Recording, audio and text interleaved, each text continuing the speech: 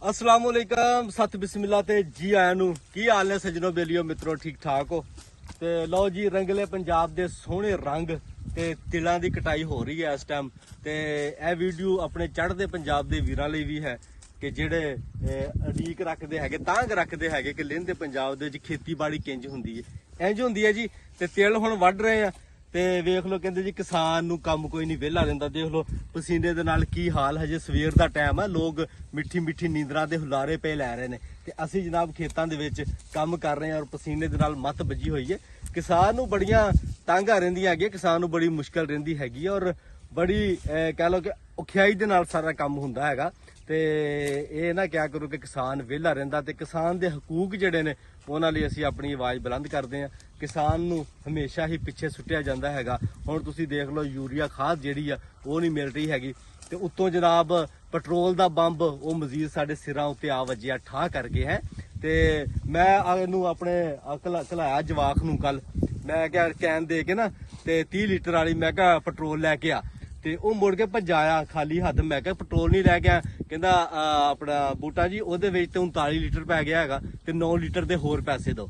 ਤੇ ਮੈਂ ਬੜਾ ਪਰੇਸ਼ਾਨ, ਮੈਂ ਕਿਹਾ ਵੀ ਅੱਛਾ ਚਲੋ ਚਲੀਏ ਉਹ ਜਿਹੜਾ ਮਾਲਕ ਹੈਗਾ ਪੰਪ ਦਾ ਉਹਦੇ ਕੋਲ ਜਾਂਦੇ ਆ, ਉਹਨਾਂ ਜਾ ਕੇ ਦੁਆ ਸਲਾਮ ਉਹਦੀ ਜ਼ਿਆਰਤ ਤਾਂ ਕਰੀਏ ਕਿ ਜਿਹਨੇ 30 ਲੀਟਰ ਵਾਲੇ ਕੈਨ ਚ 39 ਲੀਟਰ ਪੈਟਰੋਲ ਪਾਤਾ।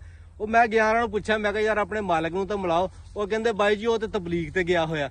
ਤੇ ਇਹ ਹਾਲਾਤ ਹੈਗੇ ਆ ਸਾਡੇ ਹੈ ਜੀ ਕਿ ਜਿਹੜੇ ਅਸੀਂ ਲੱਖਾਂ ਲੋਕਾਂ ਦਾ ਖੂਨ ਚੂਸ ਕੇ ਤੇ ਨੇਕੀ ਦੇ ਕੰਮ ਵੱਲ ਭੱਜਦੇ ਆ, ਸਦਕੇ ਖਰਾਦ ਕਰਦੇ ਆ, ਲੇਕਿਨ ਇਹ ਨਹੀਂ ਦੇਖਦੇ ਅਸੀਂ ਕਿੰਨਾ ਲੋਕਾਂ ਨੂੰ ਚੂਨਾ ਲਾ ਰਹੇ ਹੈਗੇ ਆ।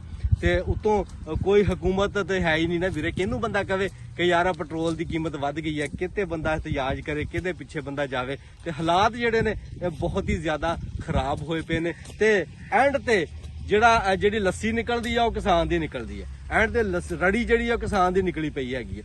ਤੇ ਬਾਕੀ ਕਹਿੰਦੇ ਜੀ ਫਸਲਾਂ ਬੜੀਆਂ ਮਹਿੰਗੀਆਂ ਹੋ ਗਈਆਂ, ਰੇਟ ਬੜੇ ਹੋ ਗਏ। ਰੇਟ ਵੀਰੇ ਹੋ ਗਏ ਤੇ ਹੁਣ ਯੂਰੀਆ ਲੱਭਣ ਨਹੀਂ ਡਈ ਹੈਗੀ। ਰੇਟ ਉਹਦਾ ਕੋਈ 3000 ਰੁਪਇਆ ਲੱਭਣ ਜੇ ਡਈ ਹੈ ਤੇ 4-4 ਹਜ਼ਾਰ ਦੀ ਲੱਭਣ ਡਈ ਹੈ। ਕਹਿੰਦੇ ਜੀ ਬਲੈਕ 'ਚ ਮਿਲਣ ਡਈ ਹੈ। ਅੱਗੇ ਕਿਤੇ ਬਲੈਕ ਨੂੰ ਬੜਾ ਰੰਗ ਭੈੜਾ ਸਮਝਿਆ ਜਾਂਦਾ ਸੀ, ਲੇਕਿਨ ਹੁਣ ਹਰ ਸ਼ੈ ਬਲੈਕ 'ਚ ਚੱਲਦੀ ਹੈ। ਜਿਹੜੀ ਸ਼ਾਇਦ ਪਿਛਲੇ ਦਿਨਾਂ 'ਚ ਪੈਟਰੋਲ ਮੁੱਕ ਗਿਆ, ਇੱਕ ਭਾਈ ਦੇ ਕੋਲ ਗਿਆ ਉਦੋਂ ਰੇਟ ਸੀਗਾ 272 ਰੁਪਏ ਤੇ ਮੈਂ ਕੋ ਪੈਟਰੋਲ ਪਾਉਣ ਲੱਗਾ ਤੇ ਉਹਨੇ ਕਿਹਾ ਜੀ ਭਾਈ 350 ਦਾ ਲੀਟਰ ਮਿਲਣਾ ਹੈਗਾ।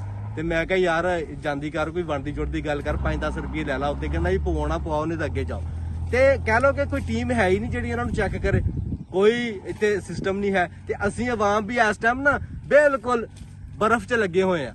ਉਹ ਜਿੱਦਾਂ ਇੱਕ ਵਾਕਿਆ ਨਾ ਜੀ ਕਿਸੇ ਬਾਦਸ਼ਾਹ ਨੇ, ਉਹਨੇ ਜਨਾਬ ਬਾਦਸ਼ਾਹ ਨੇ ਕਿਹਾ ਜਨਾਬ ਕਿ ਜਿਹੜਾ ਵੀ ਬੰਦਾ ਇਸ ਪੁਲ ਤੋਂ ਲੱਗੇਗਾ ਨਾ ਜੀ ਉਹਦੇ ਇੱਕ ਲਿੱਤਰ ਮਾਰ ਕੇ ਤਾਂ ਅੱਗੇ ਲੰਘਾਉਣਾ। ਬਾਦਸ਼ਾਹ ਨੇ ਕਿਹਾ ਤੇਰਾ ਮੇਰਾ ਰੋਬ ਦਬਦਬਾ ਕਾਇਮ ਹੋਵੇ ਨਾ, ਲੋਕਾਂ ਨੂੰ ਪਤਾ ਲੱਗੇ ਕਿ ਬਾਦਸ਼ਾਹ ਆਇਆ ਵਾ। ਅੱਛਾ ਉਹ ਜਨਾਬ ਖੈਰ ਕੰਮ ਸ਼ੁਰੂ ਹੋ ਗਿਆ ਤੇ ਉਹ ਆਵਾਮ ਸੇ ਲੰਘੇ ਤੇ ਇੱਕ ਲਿੱਤਰ ਵੱਜੀ ਜਾਵੇ। ਤੇ ਦੂਸਰੇ ਦਿਨ ਦਾ ਜੀ ਪੂਰੀ ਆਵਾਮ ਇਕੱਠੀ ਹੋ ਗਈ ਬਾਦਸ਼ਾਹ ਸਲਾਮਤ ਦੇ ਤਖਤ ਦੇ ਸਾਹਮਣੇ, ਮਹਾਲ ਦੇ ਸਾਹਮਣੇ ਇhtiyਾਜ ਕੀਤਾ। ਬਾਦਸ਼ਾਹ ਨੇ ਕਿਹਾ ਲੈ ਵੀ ਹੁਣ ਇਹਨਾਂ ਨੂੰ ਖਿਆਲ ਆਇਆ ਕਿ ਇਹਨਾਂ ਦਾ ਕੋਈ ਬਾਦਸ਼ਾਹ ਵੀ ਹੈ। ਪਹਿਲੇ ਤੇ ਮੇਰੇ ਨਾਲ ਵੇਖਦੇ ਕੋਈ ਨਹੀਂ ਸੀ। ਉਹਨੇ ਵਜ਼ੀਰ ਨੂੰ ਕਿਹਾ ਵੀ ਹਾਂ ਪੇਸ਼ ਕਰੋ ਇਹਨਾਂ ਦਾ ਨੁਮਾਇੰਦਾ ਪੇਸ਼ ਕੀਤਾ ਗਿਆ। ਉਹਨੇ ਕਿਹਾ ਵੀ ਕੀ ਰੌਲਾ?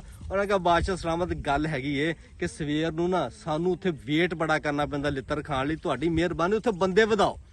ਲਿੱਤਰ ਭਾਵੇਂ ਮਾਰੀ ਜਾਓ ਸਾਡੇ, ਲੇਕਿਨ ਸਾਡਾ ਟਾਈਮ ਨਾ ਜ਼ਾਇਆ ਕਰੋ ਤੇ ਬੰਦੇ ਵਧਾਓ। ਤੇ ਇਹ ਸਿਸਟਮ ਸਾਡੇ ਮੁਲਕ ਦੀ ਹੋਈ ਪਈ ਆ, ਪੈਟਰੋਲ ਜਿੰਨਾ ਮਰਜ਼ੀ ਵਧਾਓ ਕੋਈ ਸਾਨੂੰ ਮਿਲੇ ਸਹੀ, ਇਹ ਰੌਲਾ ਹੈ।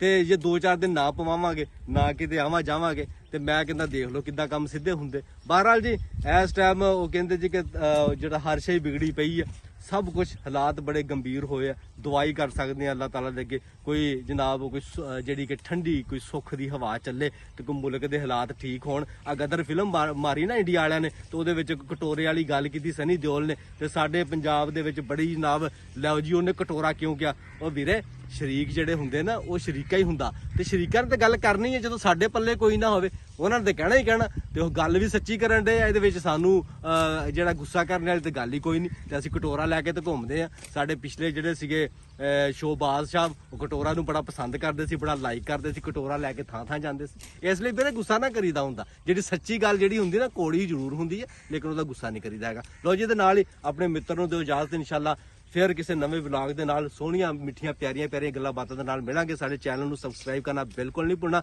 ਰੱਬ ਰੱਖਾ ਰੱਬ ਦੇ ਹਵਾਲੇ। ਪੰਜਾਬ ਜ਼ਿੰਦਾਬਾਦ ਤੇ ਪਾਕਿਸਤਾਨ ਜ਼ਿੰਦਾਬਾਦ।